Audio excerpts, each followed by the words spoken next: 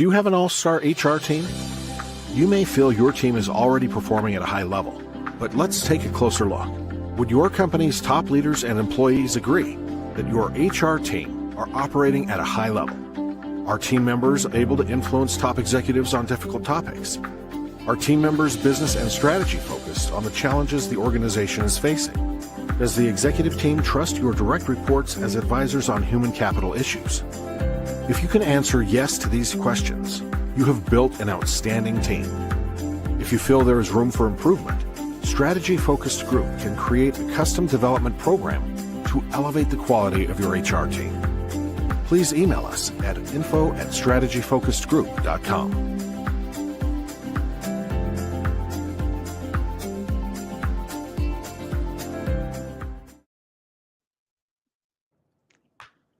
Good morning, good evening, depending upon what part of the world you're in. If it's Friday, it is the CEO Series.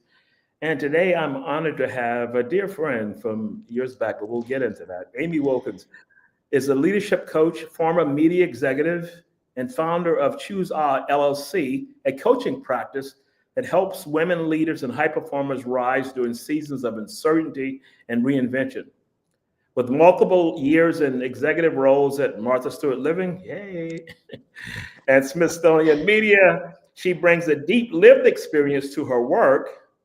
Her signature AWE framework, which stands for awareness, willingness, and energy, guides leaders to lead from their core with clarity and intention. She helps leaders navigate the in-between with clarity, confidence, and curiosity. The tagline is messy middle mindset. Her favorite motto is, "You're the most worthwhile project you will ever work on." And our motto is, "Behind every title, there's a story worth telling." And with that, hey, how are you? I'm so good, Ron. It's so good to be with you today. It's good to be with you today also. And glad, and thank you for making the time and talking to us. Our program, CEO Series, is based on the journey. So the first question I always ask is, walk us through from the publishing media to coaching. How did that happen? Walk us through that. Give us kind of an overview of that. You know, I think that it was likely always the path. I didn't see it sooner, Okay. right? You know, I was in the media industry, as you mentioned, for many years in leadership roles. And I think for me, I was always obsessed with developing myself as a leader. You know, I'd experienced leaders I wouldn't want to emulate, and then I experienced leaders I would like to emulate. I don't know, sometimes I think I got more from the people I would never want to be like, you know, which is, you know, good to learn those lessons. But I was always interested in the development of the people who were around me and making sure that not just, you know, that I wasn't doing well, but I needed to make sure that everybody was rising and supported. And so, and everyone was unique. Like what I really saw too was that everybody doesn't need the same thing. And I loved that as well. So for me, the pivot point into coaching was, you know, in my last role, I was just getting to a point where I could see that I was more interested in the people than I was in what we were doing. You know what I mean? Like I just was more interested in the people. And so I was like, you know what, it's time for me to go and begin to think about what else I want to do. So I actually got my coaching certification while I was still working, and I was coaching nights and weekends, you know, just to get moving. So it felt kind of organic in a way, right? It just felt like I was pulled towards it, right? I didn't feel like I was forcing anything to move in this direction. That's so insightful because you were feeling something. Yeah. And it wasn't a grand plan, you know, my next role is going to be SVP, EVP, CEO of this, but I'm feeling something. Let me explore that. I'm going to go and get certification because I feel that maybe there's something there. Was that kind of the process you went through? Yeah. There was like an instinct that that what I was doing was not going to be something I would want to do for much longer, right? Yeah. And that I needed to focus on the part that I loved, Mm. because I'm a big believer that, we have today, so we better enjoy it, right? Yeah. Like we might as well, go for joy in the moment and in the day versus someday, one day I get to do something that I really love or want to do. And Mhm. so it's like just really answering that call. Mm.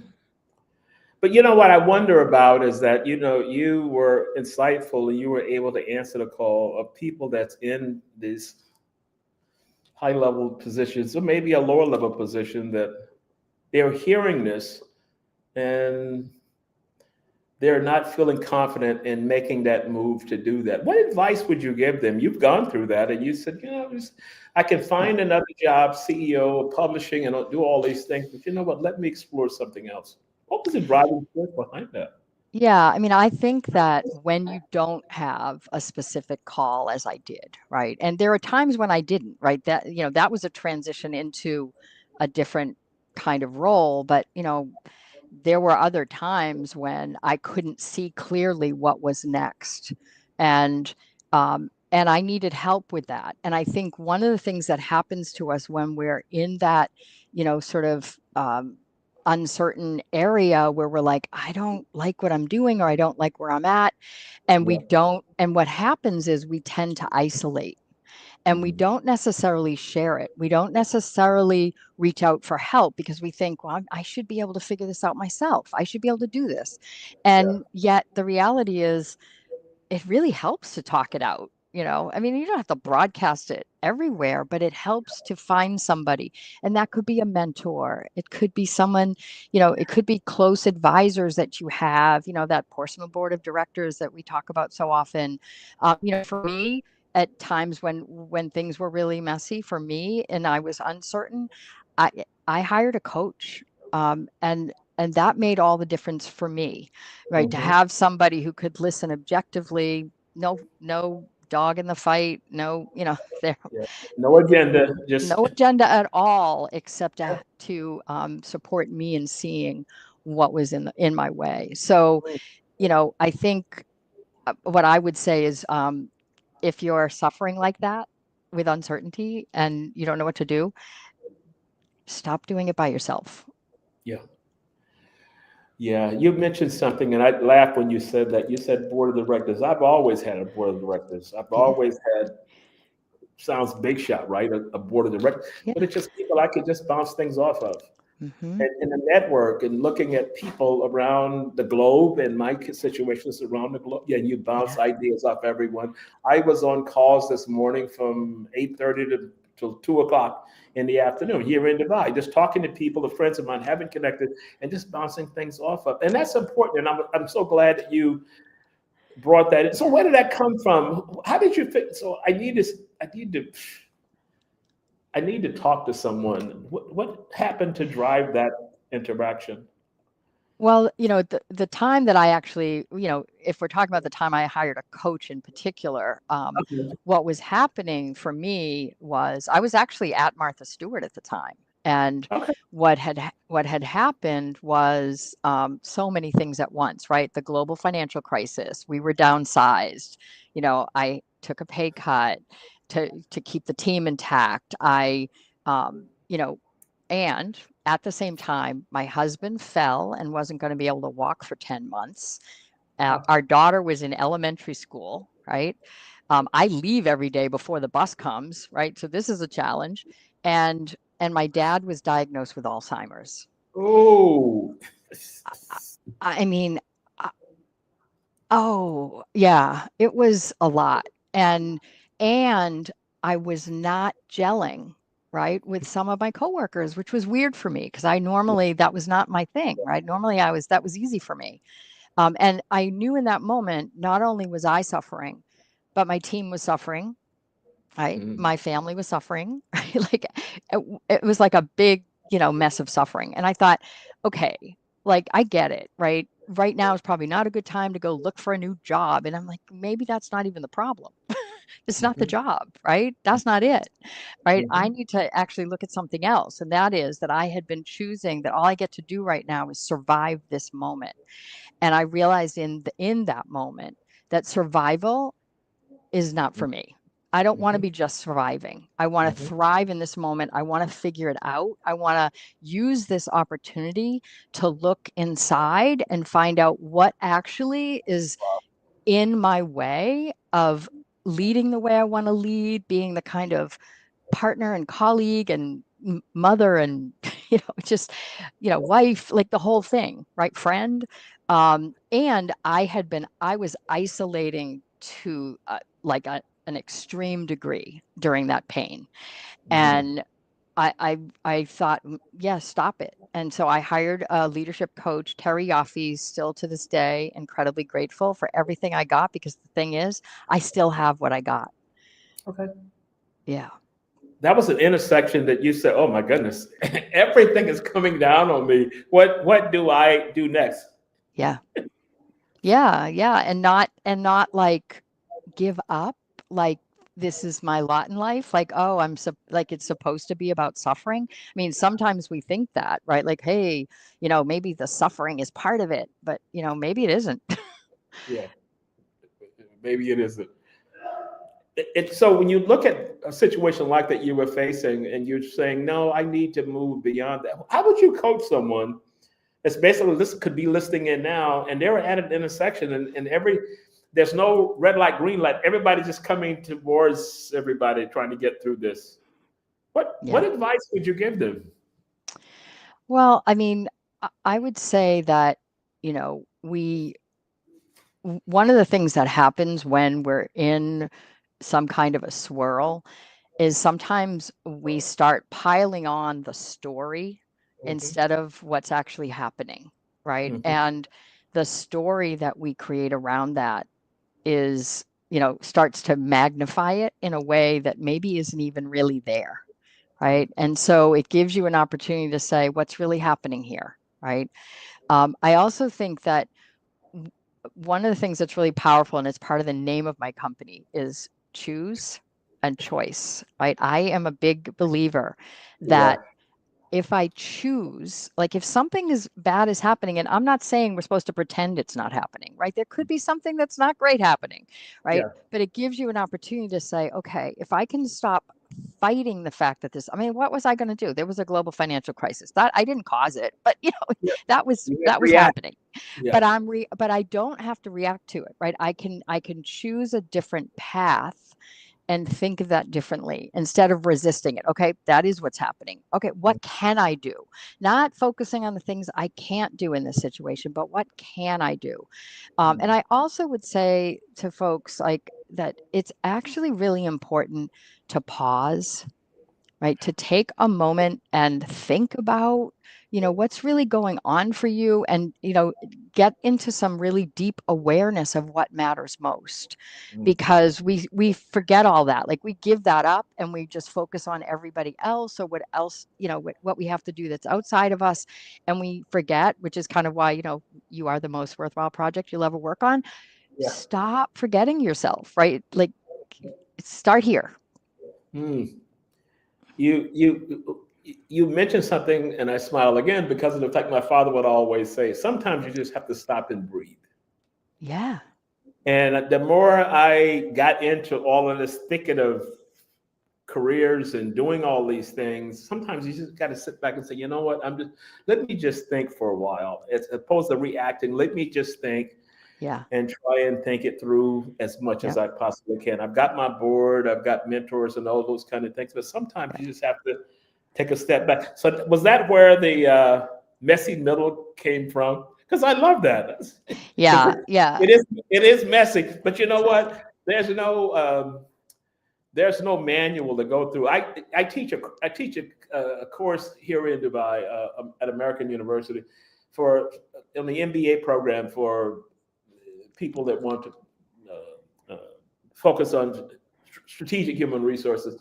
And then I Yeah. always tell the story of the mass layoffs we had when Martha was in her situation, and we Yeah. had to lay off 200 people. I said, in life, there's no manual that you can go to chapter 32, paragraph 3, and it gives you a step. You had to figure all that out. And you have to it's kind of the same when you are facing all these things. You said, I've got to figure this out myself. I've got to figure it out. Well, myself and with someone, right? Like, yeah, like I think like if you're stuck, like here's what happens sometimes with folks. We'll have a conversation like, oh, I really want to get into this with you. I'm going to spend some time thinking about it, and then I'll get back to you. And I'm like, you could do that, and feel free to have that conversation with me. Because some of it is I'm stuck and I can't actually even think about how to get out of it. Right. I'm just in it, and, I really, really want to help everybody reframe the mess, because the reality is when we're in those uncertain times, if you look back in your life, like Ron, you just said it, right? You just mentioned like that pivotal moment when you really had to lean into something that was going to be challenging and different, but you can look back on it and go, wow, we did that. We had to do that and we got through it and I learned a lot, right? Like, so there's something that we always get. There's growth on the other side of some of those messy moments. Messy moments. Ooh, I love the messy moments. Growth opportunities for messy moments. You talked about leaders you work for, cool leaders you work for. No way, but you learn from them.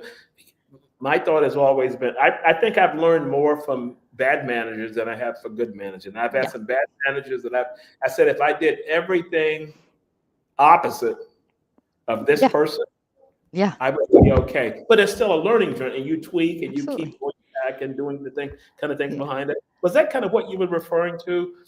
Learning bad leaders, good leaders, learning points. What am I picking up from each one?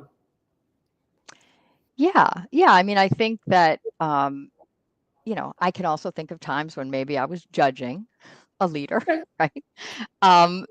We're not perfect as leaders, right? I certainly was not perfect as a leader.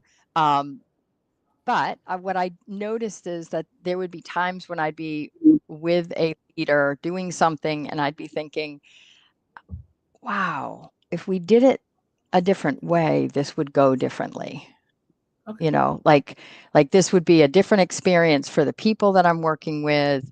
Like I'm not a screamer. I've worked for screamers. Like, and I've worked, I worked with.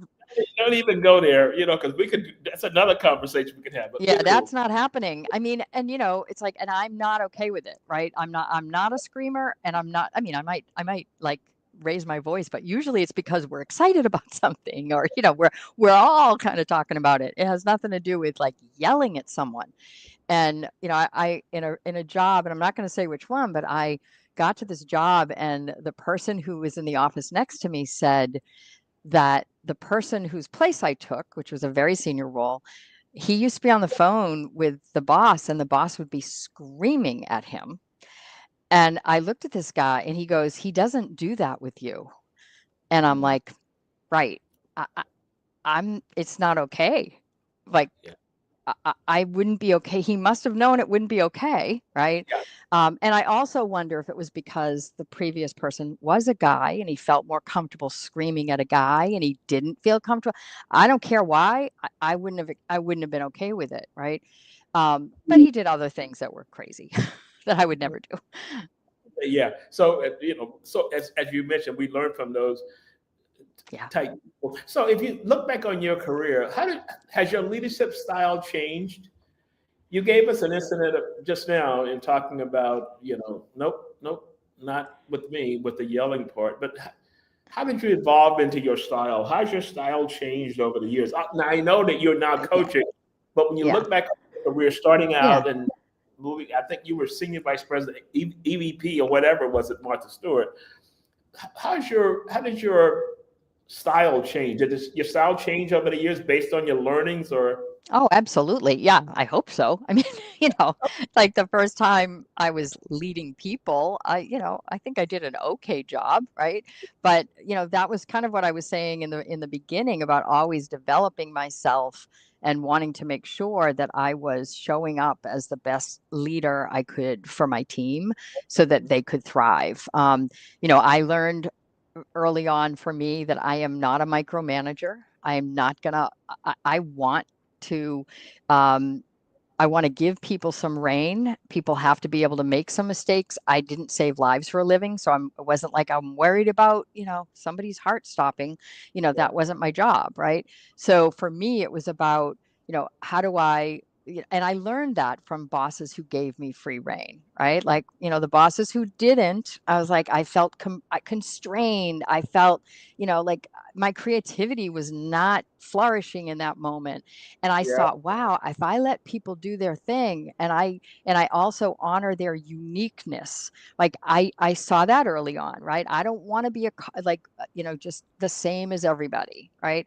I didn't want everybody to be just like me because I saw the value in somebody feeling free to say to me, Amy, I don't agree with that, right? Mm. And so I had bosses who taught me that, right? Like I don't have to have all the answers. And I think I thought that earlier on, right? I'm supposed to know. Yeah. Guess what? There's a point when you don't know. That's the best news ever because that means you're going to find out and you're going to be learning something new. And, So, yeah, I don't know if and that answers it, you but kind of empower your team members to let's figure this out together. Don't come to yeah, me. My thought always was is that I do a lot of leadership development and coaching also, and I said that the most powerful words of any leader to a team is that I don't know the answer. yeah. Let's all figure it out together. That's right. Absolutely. Yeah, and I think honestly those were my proudest moments when somebody who was very I don't even care where they were I don't care about this, right? Didn't matter where it came from. If they had an idea and it was counter to the one that I was suggesting, I was like, well, let me hear more about that, right? Yeah. Like tell me more. Empathetic coaching question, what you said, Yeah, tell me yeah, more about that. And you yeah. caused them to dig a little deeper in trying to think it through from their side. That's right. I remember one time, this was kind of wild. I was just in um, the biggest role that I'd ever had at Martha Stewart, and I called the group together, and it was a group that hadn't been together before, and it was at different levels, and we were working on sort of our go to market, and we created this equal space where people were writing on post-it notes and putting it on the wall. So everybody's post-it note was equal, right? There wasn't like people had different colors and what was magical about that moment, you can't do this for everything, but for this particular thing, it was like, you know what? I want them as excited about where we're going as I am, and I want them to co-create it so that when we walk out of here, everybody owns it. So that we can't even just say, who owns that? Who said that? I don't, Yeah. and to this day, I'd love to know who said it, but I don't know, right? Yeah. And it was really so cool. And the best part was afterwards, the way some of the people on the team were like, I've been here for years. Thank you so much for like that was so great. Like I got a thank you note for a thank you.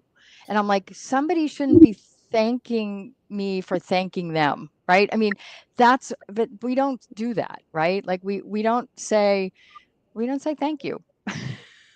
But when you think of that, think of how those people at that stage could be leaders and doing big things today. Yeah. Yeah. That's a moment you recall in your career that how a leader moved you to a new Yeah. era. Yeah. It was incredibly moving to see the value of that, you know, Mm-hmm. Mm-hmm. right there and Yeah. know, you know, sometimes we don't have promotions to offer. Yeah. Sometimes we don't have, more money that we can give to somebody, but, you know, giving them an opportunity to grow and learn and participate in a way that they get to take that with them, even if they leave me. I mean, I've had so many people work for me, so many people who left me, and that's okay. Like for me, it's like I want to see people continue to grow. I like being around people who want to be growing. And so when they left, I'm not going to say I wasn't sad, but but I was also really happy for them, right? Because they were going to get to go on and do something new and grow and expand in a way that the current opportunity couldn't provide. So yeah. I love that story. When I was as the head of HR in companies and I was interviewing people, that was one of the questions I would always ask. I said, take me back to your next job, the job before the position you're in now. How often do you hear from those people? How often do you hear from those people? That's good, Ron. I like that. Come back and say, well, everybody kind of split up. I said, take me back to the prior job.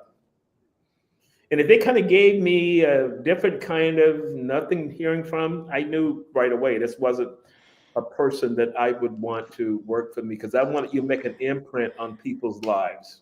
Ron, that's a great question. Nobody's ever asked me that question. I love that question. I want to know that. I can go back. I worked for IBM, and that's got to be 20 years ago. But people on my team for 20 years ago, I started as a trainer, and then I was moved into City Court building. I was the so-called big shot for the East Coast for IBM, this division of IBM. But I still hear from people who worked for me then. Oh, Ron, I just got promoted. I'm doing this. Yeah. Oh, I just finished this certification. They're still connecting. And I say, you've made an imprint. And I say for leaders, if you're not developing people, you're just doing a job by job description. The job description doesn't cover that. No. How are you impacting lives for the so-called future leaders? Yeah. Well, and also, people stick around longer when you're giving them opportunities to grow. So you actually don't turn over as fast when you are investing in their development. Yes. It's when you stop doing that it's like a revolving door. It's a revolving door. So when I left one job, that's how I got to Dubai. I became CEO for Great Place to Work, the branch here. And I'm talking to companies all over, Great Place to Work, the certification, all of that. And I'm thinking lots of times they totally clueless of the impact you could have if you have leaders and managers who are developing people, all those kinds of things. So we take all that, package it in, and move it into something else, which you've done, with your coaching practice. So the question I want to ask you is that, you talked about your coaching and all those things. How important does mentors play outside of the structured program with a coach?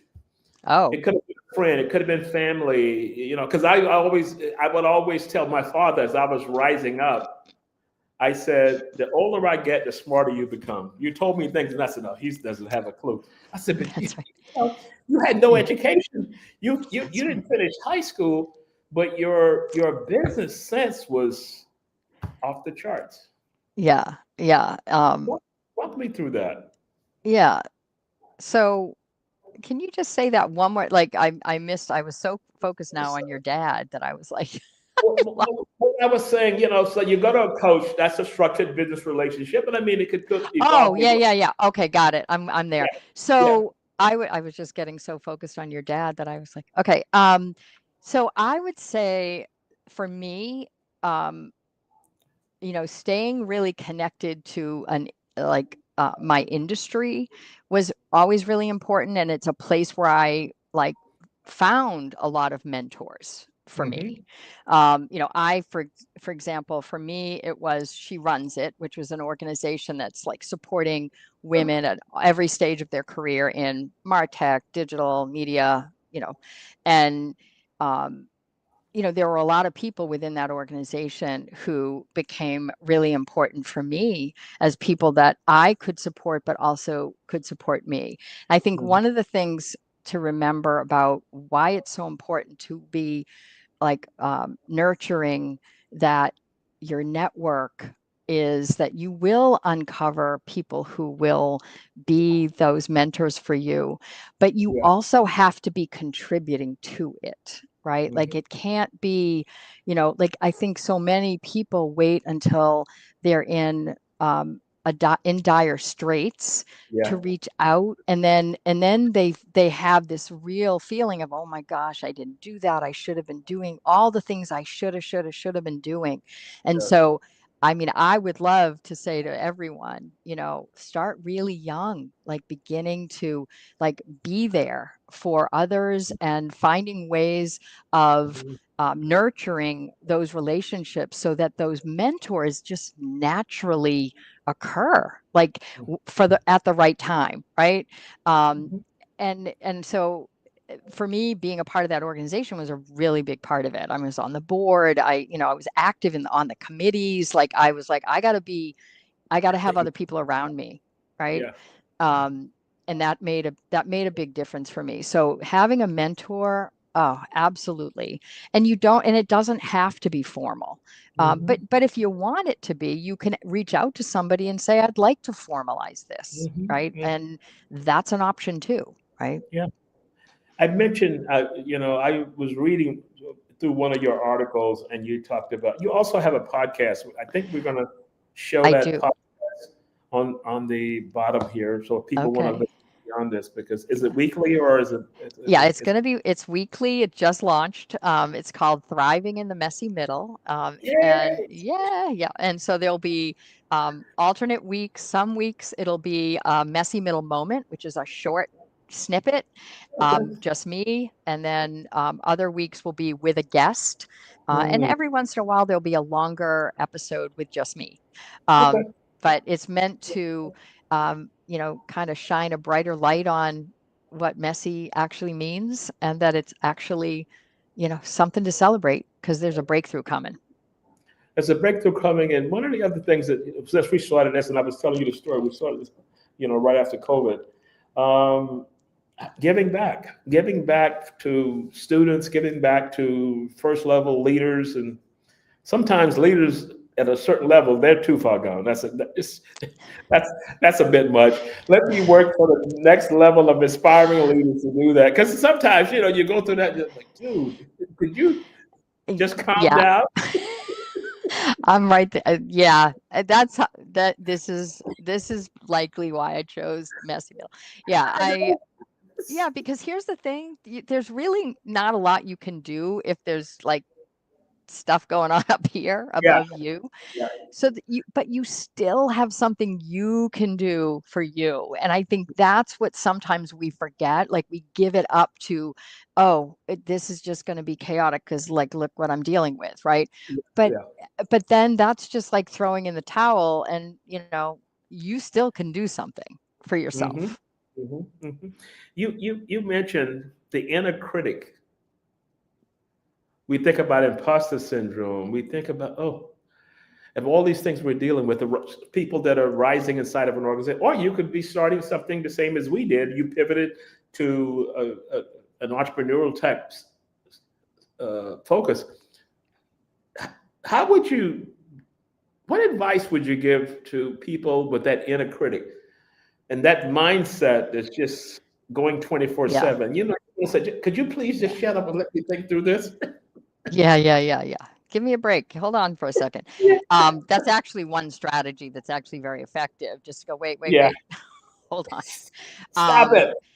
Yeah. Well, actually the first thing that people need to do is actually realize that it is that, because the real challenge is sometimes when that message has been going on for a long time, and the challenge is they bring a lot of evidence, and some of that evidence sounds logical, and so we start buying into it, and so we can't even distinguish between this is my thought versus this is the thought that's coming at me from, and so I always start with that, right? Like, what's true about what that voice is saying?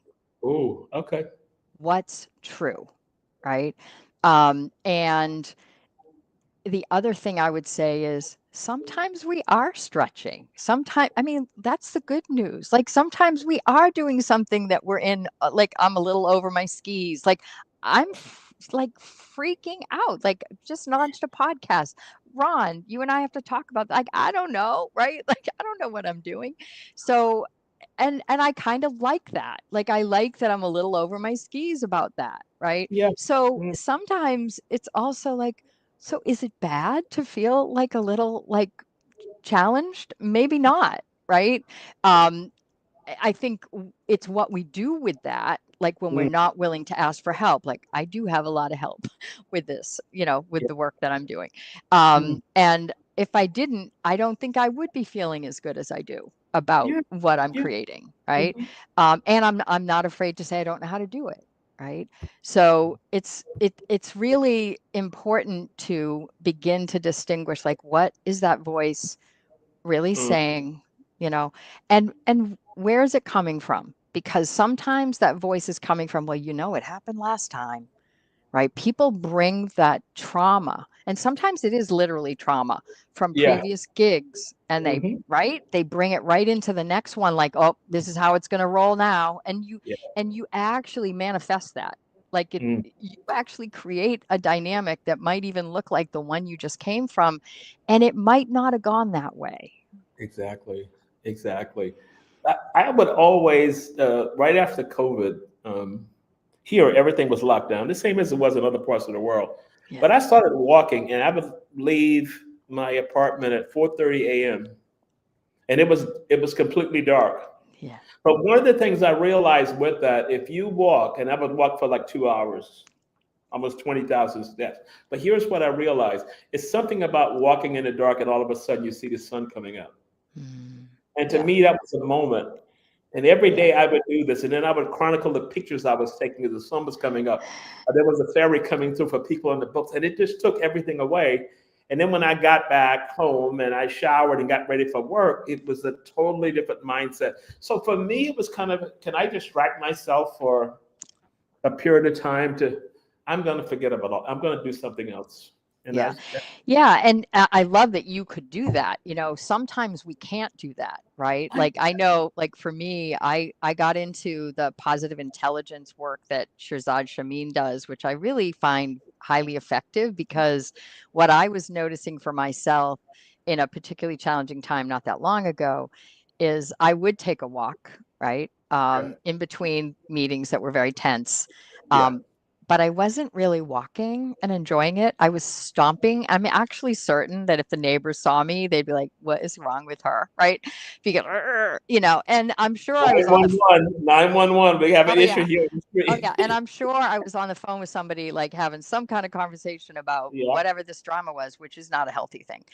So what I loved about the positive intelligence thing, and you can do it with a walk, but I wasn't until I really tuned Yeah. into what this is this opportunity to not necessarily tune out, but to tune into something that Mm. is actually calming. So I could tune into, and it could be things like taking a walk. And now Mhm. I'm paying attention to the way my feet feel on the pavement, right?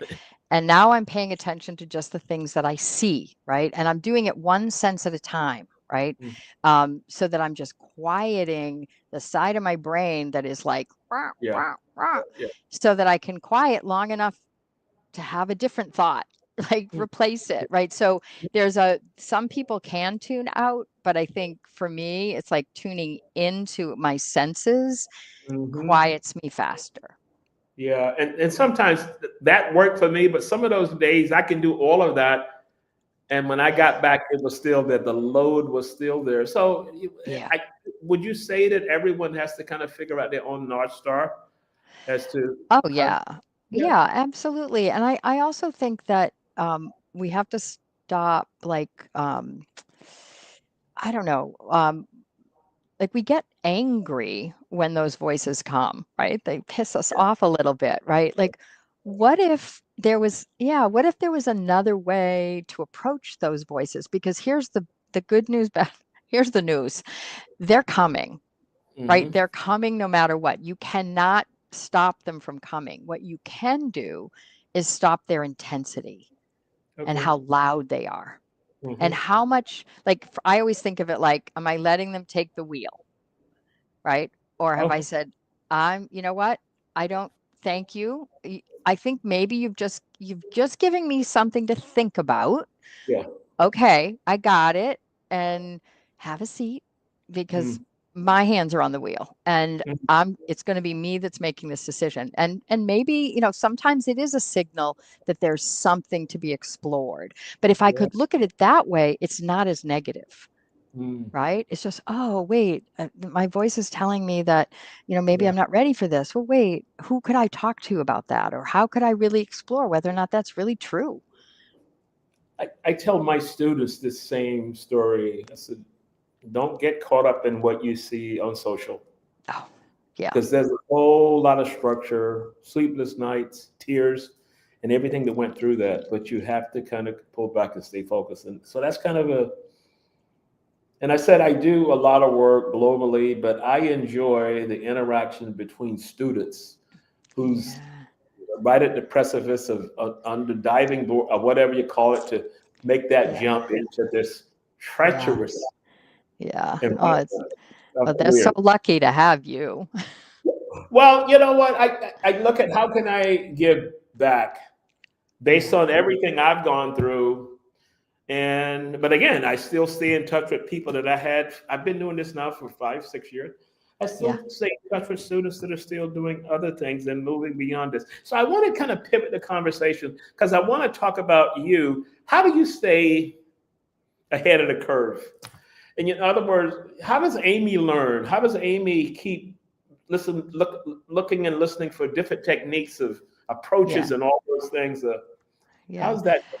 So, I'm naturally curious. I'm naturally a learner. Sometimes, actually, for me, I have to focus. Right? I can be restless, and I can kind of go off in too many directions. So what I've learned for myself is focus on developing a level of mastery in certain places before I kind of jump to the next thing, which is something I could do. But I am consistently looking for ways that I can better support my clients. Honestly, the podcast is an example of that. I want to bring in other voices to share their wisdom. I want them to, it doesn't have to just come from me, right? So for me, it's that. It's like always stay curious, always be thinking about what else can I do, what else can I learn, what other techniques are going to be valuable. I use a tool that is invaluable to me, that was created by a dear friend of mine, Allison Arden.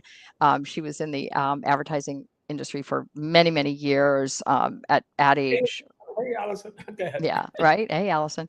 And her what she's created is it's called the Elements of Us, and it's a tool that I use not only in my one-on-one coaching, but we use it in workshops with leadership teams. It's really amazing, the kinds of results that we get with that. So I'm continuing to see how I can use that to support the people that I work with. And I haven't figured it all out yet, right? Like there's still more, right? Which I kind of love. It's kind of like you talk about the team. Say, well, I don't really know all the answers. Let's just work through it together. And mentally, I'm going to work through myself together and knowing that. So I asked that question. So I'm leaving 2 a.m. tomorrow morning. It is now about 6 o'clock in Dubai. Yeah. And I have a 14-hour flight. But I find those 14-hour flights are the most productive for me because I got all my reading material. So good. I'm listening to podcasts I've downloaded, and I tend to work for, I'm going to say for 8 of those hours. Yeah. No phones. Yeah. I can log into internet because the airline has that, but I don't want to do that. I'll deal with it when I get into New York at 8 o'clock tomorrow morning. And that works for me.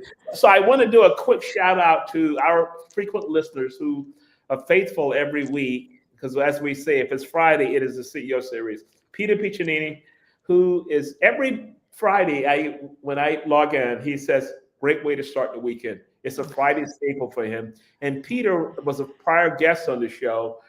He was on Broadway, and he was managing Broadway shows and all these kind of things. Now he's in wealth management. making tons of money. Yeah. Okay, Peter, I gave you a pitch there. And he's a frequent guest. Gary's based out of Atlanta, and he's a frequent listener. He mentioned, thank you for the episode. This was dynamic. A true leader not only develops other potential leaders, but receives coaching as well. So that registered for him. Anissa said, good morning from Georgia. And she also posted, let me just scroll down here. She also, it's especially important to be mindful of our own thoughts. As an introverted leader, she had to learn this intentional and practicing mindfulness, because it internally, it's how the brain naturally focuses. And then we have my next door neighbor in Saudi Arabia, and that now he's in Washington, D.C. He doesn't want me to say this, but he's one of the big shot attorneys in Washington, D.C. And we both work for the same company. We're both expats, and we would sit, talk, and all these kinds of things. Jim Moy, who's a dear friend in doing that. And Mohammed says, Hyderabad, India. He put that there as if I didn't know where that was, but I know where Hyderabad is. I've been there, and I'm possibly going to be coming back there. But this is the impact we're having, and it's global. It's not just a U.S.-centric kind of approach. So I want to, as we close out, I want to ask you a question. If you could go back and have a talk with your younger self, what advice would you give that younger self? You've gone through everything now and said, okay. Yeah. I would say to her, it's going to get messy, and that's okay. Yeah. Because there's so much growth on the other side. Mm-hmm. Okay, cool. Yeah. Cool. And then I don't want to hear that. So, but it's kind of like I was talking about my father. We'd sit there and talk. I said, yeah, Dad, I got it. Yeah, I got it. But I remember something Tiger Woods said years ago, and he says, the older I get, the smarter my father becomes. And I never forgot that quote. And I said, that's easy, because when you're raising kids, all those things are going to come back. They may not want to listen to you now in doing that. So what are you most excited about in this next chapter of coaching and the everything that you're going through now? What are you most excited about?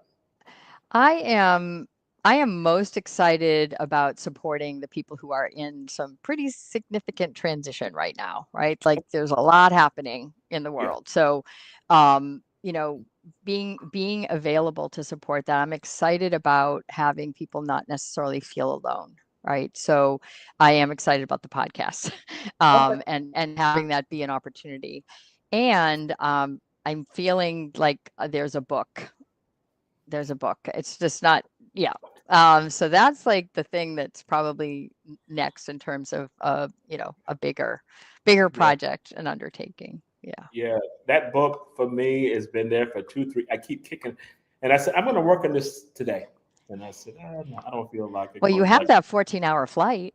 I have that 14-hour flight, but I need other things to deal with, which is revenue coming in for projects and all that kind of thing. I got you. So I can do the big thinking about the book, but I pretty much laid it out. I have everything laid out, but it's just sitting down and doing it. Yeah. My mother's phrase would always say is that the journey of 1,000 miles starts with one step. Mm-hmm. I haven't made the one step yet. So that's kind of where I am. I'm one step short. All right. Well, we can, kind of cheer each other on that one. Yeah. So Amy, thank you so much. It's been so cool doing Martha Stewart, if you're listening, because I know you're probably listening. Good to see you, Martha. This is what you created. All of us, the people I have here from our place, we of that era in our careers came from you, and you did a terrific job in letting people just develop, and you stayed out of it. So that was kind of the pitch for her, because I tell her she's got to be on before she's got to be on the show. Yeah, definitely, Ron. Yeah. So thank you so much. Stay online as we close out, because I need to talk to you offline. Okay, great. Great. Take the CEO Series with you anywhere, anytime. All episodes are now available on Apple Podcasts, Spotify, and major streaming platforms. It's not just an interview. It's a masterclass in leadership.